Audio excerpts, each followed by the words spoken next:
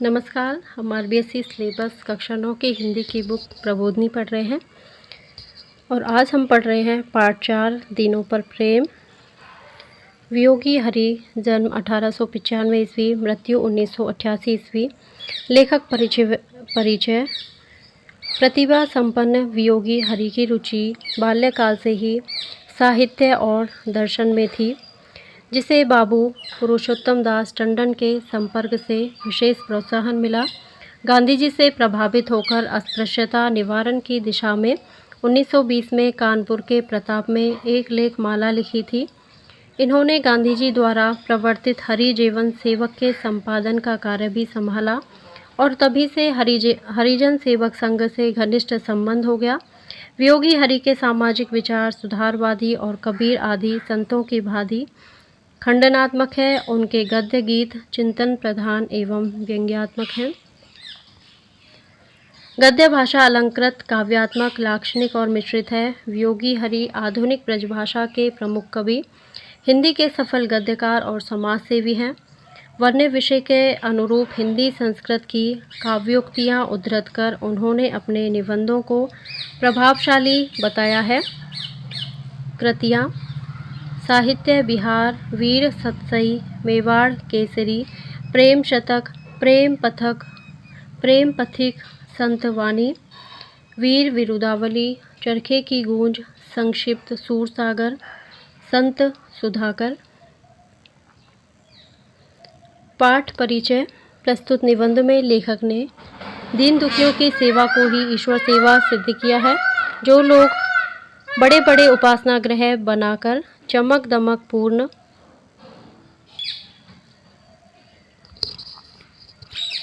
रीति से ईश्वर की पूजा करते हैं और दीनों के दुख दर्द को सुनकर उनसे घृणा करते हैं, उनकी भक्ति को ईश्वर स्वीकार नहीं करता। ईश्वर दीनबंधु है, वह दरिद्र नारायण है। जो लोग उसे लक्ष्मी नारायण ही समझते हैं, वे उसके रहस्य से परिचित नहीं हैं। इस विषय में अनेक उद्धरण देते हुए लेखक ने आस्तिकों को दीनों से प्रेम करने की प्रेरणा दी है। लेखक के कहने का अभिप्राय यह है कि केवल नाम के आस्तिक बनने से कुछ भी नहीं सिद्ध पाता, जब तक अपनी आस्तिकता को दुखियों की सेवा और सहायता में चरितार्थ न किया जाए। दीनों पर प्रेम। हम नाम के ही आस्तिक हैं। हर बात में ईश्वर का तिरस्कार करके ही हमने आस्तिक की ऊंची उपाधि पाई है। ईश्वर का नाम दीनबंधु है। यदि हम वास्तव में आस्तिक हैं, ईश्वर भक्त हैं, तो हमारा यह पहला धर्म है कि दीनों को प्रेम से गले लगाएं, उनकी सहायता करें, उनकी सेवा करें, उनकी शुश्रूषा करें। तभी तो दीनबंधु ईश्वर हम पर प्रसन्न होगा। पर हम ऐसा कब करते हैं? हम तो दीन दुर्बलों को ठुकराकर ही आस्तिक या दीनबंधु भगवान के भक्त आज बन बैठे हैं। दीनबंधु की ओट में हम दीनों का खासा शिकार खेल रहे हैं। कैसे अद्वितीय आस्तिक हैं हम! न जाने क्या समझकर हम अपने कल्पित ईश्वर का नाम दीनबंधु रखे हुए हैं। क्यों इस रद्दी नाम से उस लक्ष्मीकांत का स्मरण करते हैं? दीनन देख घिनात जे, नहीं दीनन सो काम, कहा जानिते लेत हैं दीन बंधु को नाम। यह हमने सुना अवश्य है कि त्रिलोकेश्वर श्री कृष्ण की मित्रता और प्रीति सुदामा नाम के एक दीन दुर्बल ब्राह्मण से थी। यह भी सुना है कि भगवान यदुराज ने महाराज दुर्योधन का अतुल आतिथ्य अस्वीकार कर बड़े प्रेम से गरीब विदुर के यहाँ साग भाजी का भोग लगाया था। पर ये बातें चित्त पर कुछ बैठती नहीं हैं। रहा हो कभी ईश्वर का दीनबंधु नाम, पुरानी सनातनी बात है, कौन काटे।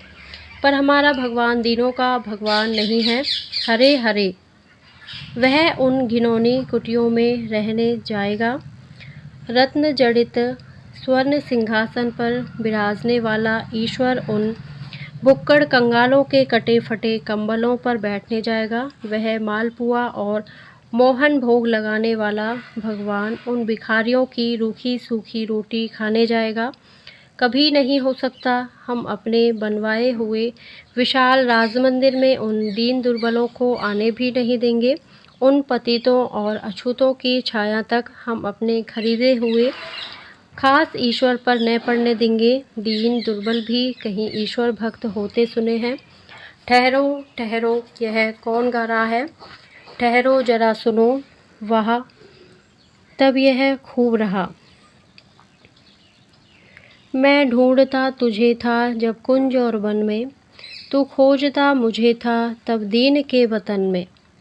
तू आहा बन किसी को मुझको पुकारता था, मैं था तुझे बुलाता संगीत भजन में। तो क्या हमारे श्री लक्ष्मी नारायण जो दरिद्र नारायण हैं, इस फकीर की सदा से तो यही मालूम हो रहा है। तो क्या हम भ्रम में थे? अच्छा, अमीरों के शाही महलों में वह पैर भी नहीं रखता। मेरे लिए खड़ा था दुखियों के द्वार पर तू। मैं बाट जोहता था तेरी किसी चमन में। हजरत खड़े भी कहाँ होने गए। बेबस गिरे हुए के तू बीच में खड़ा था। मैं स्वर्ग देखता था झुकता कहाँ चरण में।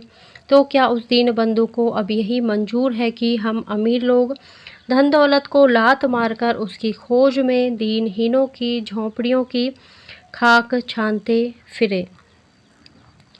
दीन दुर्बलों को अपने असह्य अत्याचारों की चक्की में पीसने वाला धनी परमात्मा के चरणों तक कैसे पहुंच सकता है? धनांध को स्वर्ग का द्वार दिखेगा ही नहीं। महात्मा ईसा का यह वचन क्या असत्य है?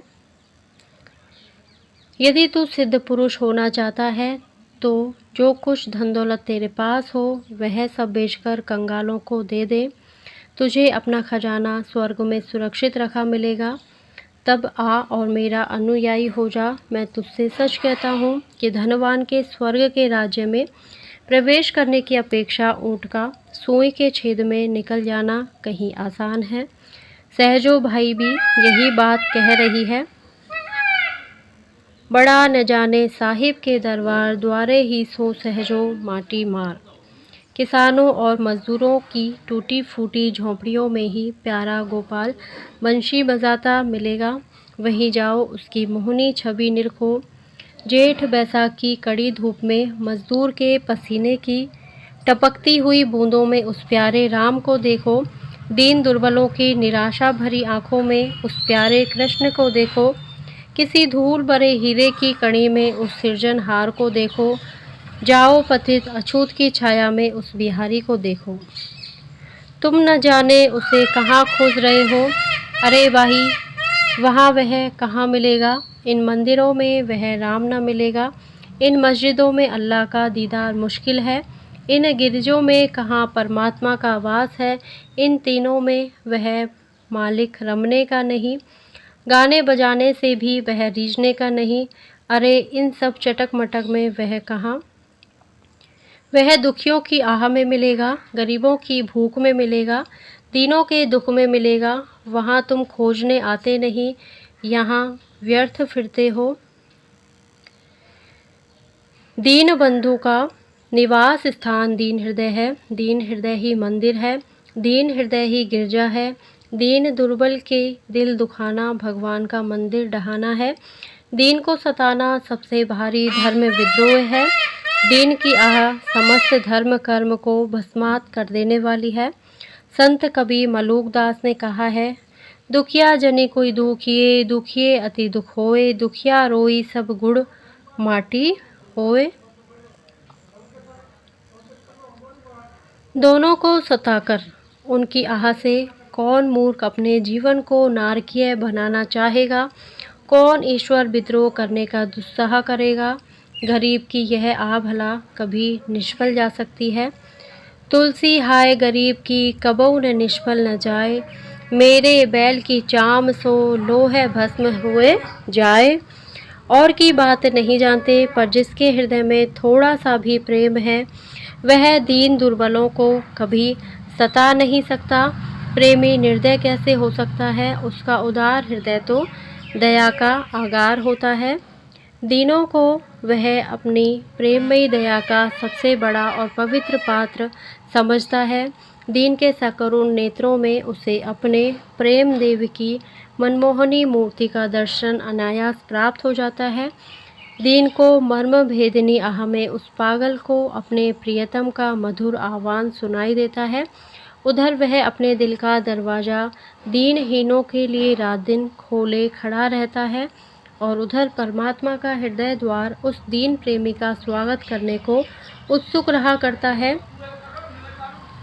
प्रेमी का हृदय दीनों का भवन है, दीनों का हृदय दीनबंधु भगवान का मंदिर है और भगवान का हृदय प्रेमी का वास स्थान। प्रेमी के हृदय में दरिद्र नारायण ही एकमात्र प्रेम पात्र है। दरिद्र सेवा ही सच्ची ईश्वर सेवा है। दीन दयालु ही आस्तिक हैं, ज्ञानी हैं, भक्त हैं और प्रेमी हैं। दीन दुखियों के दर्द का मर्म ही महात्मा है। गरीबों की पीर जानने हारा ही सच्चा पीर है। कबीर ने कहा है, कबीरा सोई पीर है जो जाने पर पीर, जो पर पीर न जानही सो काफिर बेपीर। अब है शब्दार्थ। आस्तिक, ईश्वर में विश्वास रखने वाले। अद्वितीय, जिसके समान दूसरा कोई ना हो। घिनात, घृणा या नफरत करना।